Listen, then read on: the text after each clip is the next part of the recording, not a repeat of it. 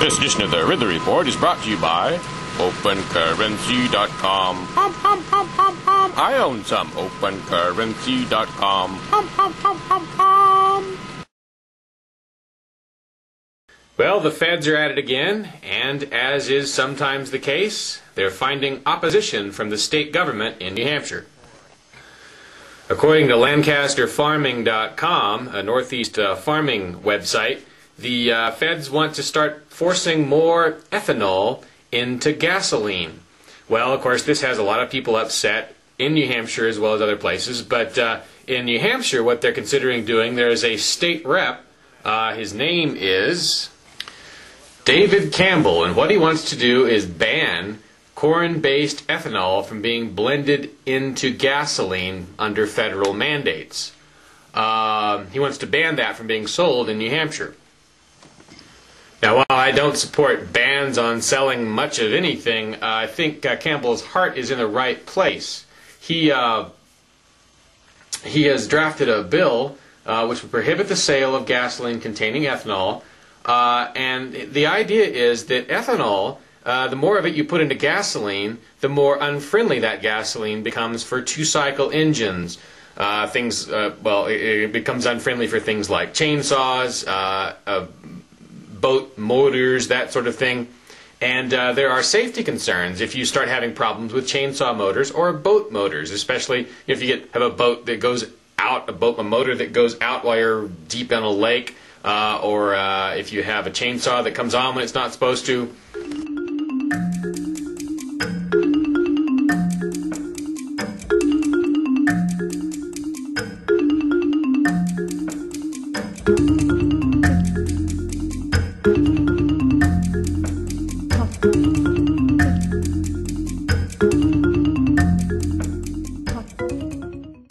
Certainly we don't need the federal government forcing more ethanol into our gasoline.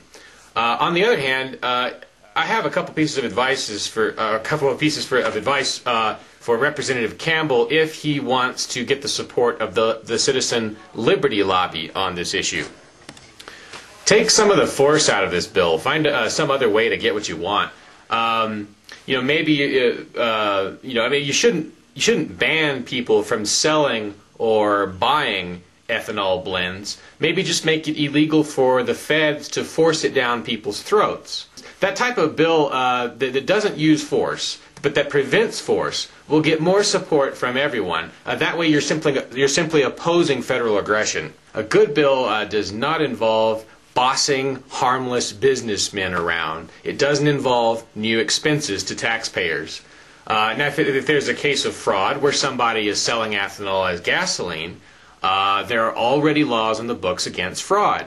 And if cops don't enforce those, the media and the people can. The important thing, the unifying thing in this bill, is the defiance of Washington. We don't need a one-size-fits-all Washington gas program mandated out to the states or mandated out to the gas manufacturers. People should be able to choose what kind of gasoline or ethanol they want. Defiance of Washington is something that rallies New Hampshire residents. It seriously excites the liberty activists around the state, and they are fairly influential at the State House. So keep the defiance of Washington, but throw out the nanny government, please, and let the people decide what they want to buy for their vehicles and machines without federal or state interference. A couple other things I noticed in the Lancaster Farming article. Apparently, this representative is running into opposition, as is sometimes the case, from state bureaucrats who are basically telling him, "Well, we're afraid of Washington." They're saying things like, well, Washington will stop us from having gasoline, and things like that. Or at least that's what he claims they're telling him. But this is a similar situation to what we had with Real ID, where the state bureaucrats were coming to the people and threatening them on behalf of the feds, essentially saying, "Oh, well, if you don't vote in favor of this bill, then federal government will come in and hurt you, by not allowing you to get on airplanes," or in the case of Real ID, that was what the situation was. But with this whole situation with gas, it sounds like the implicit threat is some kind of a federal, blockade or ban on, gas imports to New Hampshire, something like that. Again, in the Real ID situation, we learned that when the states stand up to the federal government, even a very small number of states, in a resolute manner, the federal government knows not to pick those kinds of fights. They will back down if faced with state governments saying no. And we could almost do it by ourselves if we had to, but we wouldn't.